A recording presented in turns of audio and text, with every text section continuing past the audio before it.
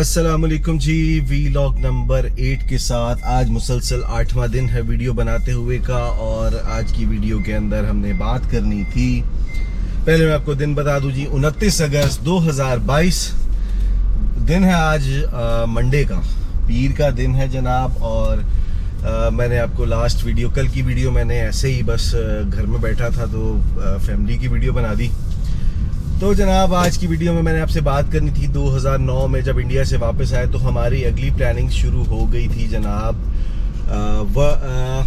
Blue band की तरफ से एक प्रमोशनल इवेंट था कराची के अंदर, बच्चों के लिए स्किट बनाया था रफ़ी पीर ने, क्योंकि मैं रफ़ी पीर थिएटर से मुंसलिक था। तो रफ़ी पीर ने एक ग्रुप बनाया था, उस ग्रुप के अंदर जनाब रफ़ी पीर वालों के पास प्रोजेक्ट आया ब्लू बैंड का। ब्लू बैंड वालों को एक स्किट चाहिए था, वो स्किट जो है वो हमें परफॉर्म करना था कराची और हैदराबाद के तकरीबन समझ लें कि कोई 100-150 स्कूल थे। 100 स्कूल कराची के थे, 50 हैदराबाद के थे, स्कूल और कॉलेजेस थे इसके अंदर। अच्छा जी, इसके अंदर पहले तो हमारी प्रिपरेशन शुरू हुई जब वो स्क्रिप्ट था, 1 महीने से तकरीबन हम उस स्क्रिप्ट पे काम कर रहे थे।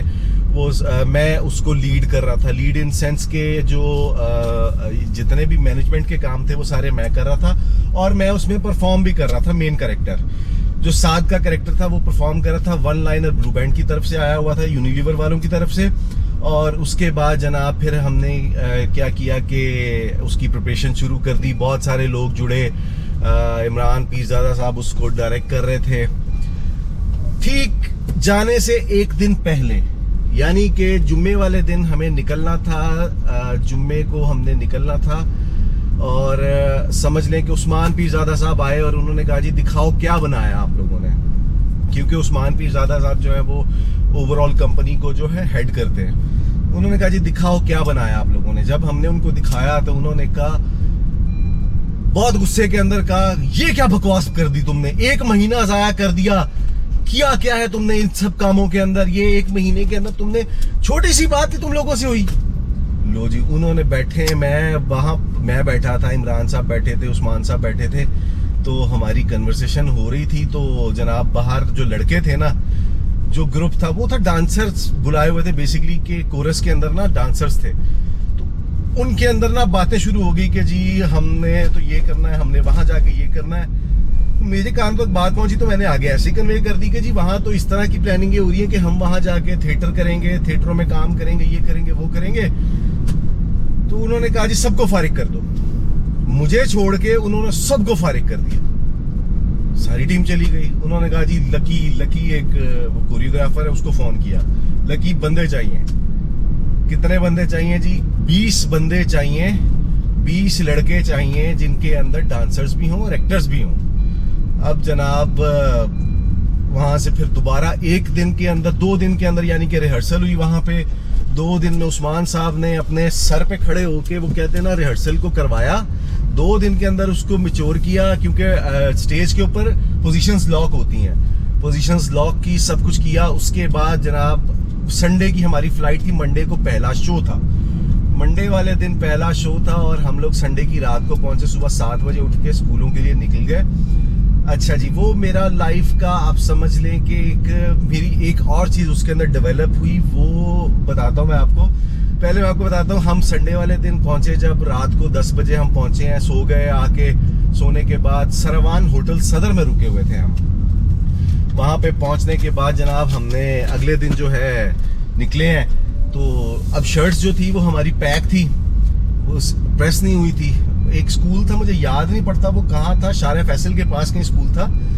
तो वहाँ पे जनाब वो एक आंटी छत पे खड़ी थी। मैंने आंटी से कहा, आंटी ये शर्ट प्रेस करनी है, मुझे आप इस्त्री दे दें। आंटी ने कहा, बेटा आप शर्ट दे दो मुझे, मैं इस्त्री करके देती हूँ। मैंने कहा वाह, यही तो चाहिए था। आंटी ने शर्ट प्रेस करके दी, स्कूल में परफॉर्म किया। म्यूजिक उसका था आधे घंटे का, आधे घंटे के शो के अंदर 10 मिनट की परफॉर्मेंस थी, 20 मिनट का म्यूजिक था, और 20 मिनट की परफॉर्मेंस में मुझे कुछ ना कुछ करते रहना था।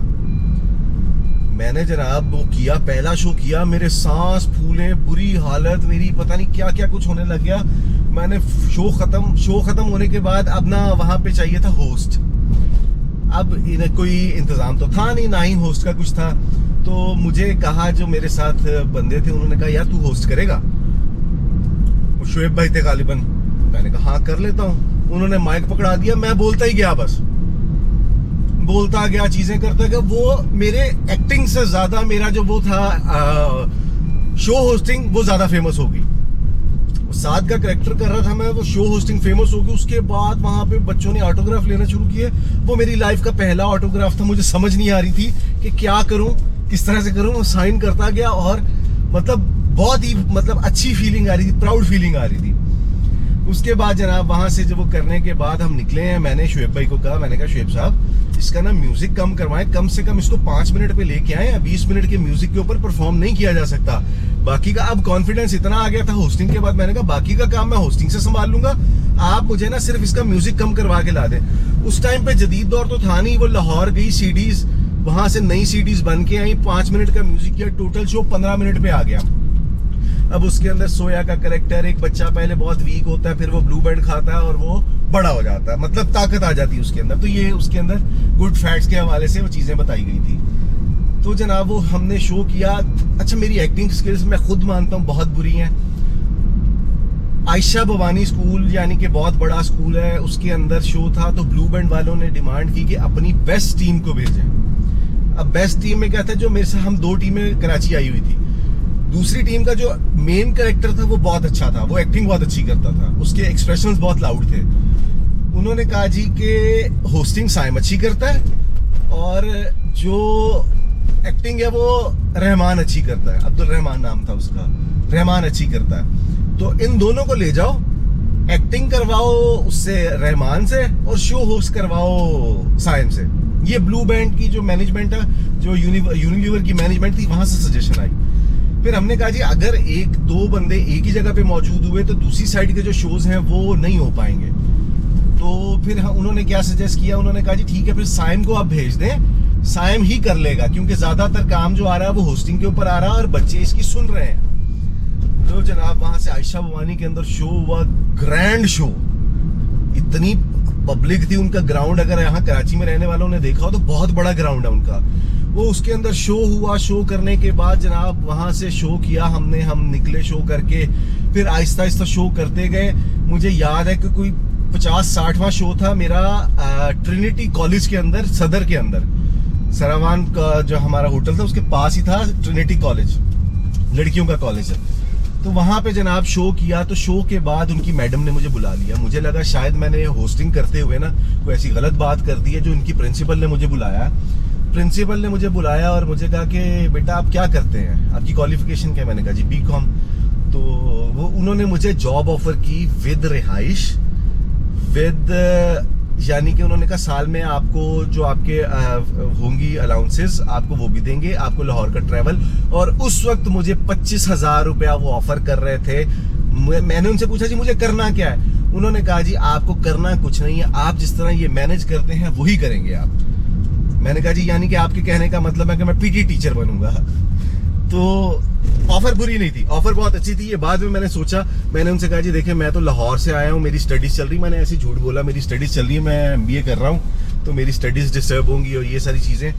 अच्छा, उन्होंने वो बाद में भी मुझसे टच में रहे, बाद में भी मुझसे वो राब्ते में रहे और मुझसे कहते रहे कि आपने सोचा इस बारे में कुछ करने के बारे में, तो हमारी ऑफर वैलिड है। तो उसके बाद फिर हमारा कॉलेज था, ये शारा फैसल के ऊपर ही एक स्कूल है, आर्मी पब्लिक के ऊपर मैंने वो किया, प्रोग्राम किया। वहां पे प्रोग्राम करने के बाद जब मैंने होस्टिंग की, होस्टिंग के अंदर बच्चे मेरा कहना मानते थे। वहां पे मुझे प्रिंसिपल ने बुला लिया। अब मैं वहां भी डरूं, मैंने कहा यार ये आर्मी का स्कूल है, लगता है फिर मैंने कोई गलत बात कर दी है। वहां पे भी मेरे साथ सेम सिनेरियो। प्रिंसिपल ने मुझे जॉब ऑफर की कि आपको हम जॉब ऑफर करते हैं, आप बच्चे बहुत अच्छे मैनेज करते हैं, बच्चे आपकी बात सुनते हैं और एंटरटेनमेंट के अंदर बच्चों का फन भी हो जाता है और आपकी वो बात भी मान रहे हैं। तो मैंने उनसे भी यही एक्सक्यूज किया कि जी नहीं मैं नहीं कर सकता, ये वो फलान ढमका। तो यानी कि वो करेक्टर करने के बाद मैं कराची में, हम जाते थे, मैं वैन में सबसे लास्ट में बैठता था और मैं शीशा खोल लेता था पीछे से, और बच्चों की स्कूल की छुट्टी हो रही होती थी और वो मुझे आवाजें लगाते थे, एक दूसरे को बताते वो देखो साथ जा रहा। यानी कि इतना फेमस वो करेक्टर कराची के अंदर हुआ। उसके अंदर जो रिवॉर्ड था वो बच्चों को ब्रेकफास्ट करवाना था पीएफ के अंदर, लेकिन वो सिक्योरिटी वजूहात की बिना पे वो नहीं हो पाया। उसके बाद फिर हमने उसको गिफ्ट्स में कन्वर्ट किया। गिफ्ट देने भी मैं लाहौर से कराची आया, स्पेशल यूनिलीवर वालों ने बुलवाया कि जी साइम को लेके आए, साइम यहाँ पे गिफ्ट डिस्ट्रीब्यूट करेगा।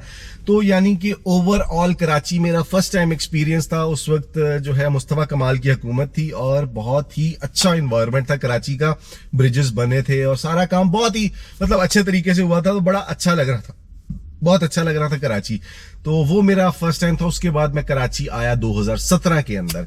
तो जनाब ये मेरा एक्सपीरियंस था कराची का, फर्स्ट टाइम एक्सपीरियंस, बहुत अच्छा रहा, बहुत मज़ा आया। उसके बाद जनाब फिर मैं वॉइस ओवर और दूसरे कामों में लगा। फिर इसके बाद अगली स्टोरी के अंदर, जो कल की स्टोरी है, उसके अंदर इंशाल्लाह मैं आपसे जिक्र करूंगा कि मेरा पीटीवी के अंदर जो पहला ड्रामा था वो क्या था और पीटीवी के अंदर मेरे साथ क्या सलूक हुआ, उसकी स्टोरी आपके साथ शेयर करूंगा इंशाल्लाह। कल की वीडियो में मुलाकात होती है, तब तक के लिए अल्लाह हाफिज।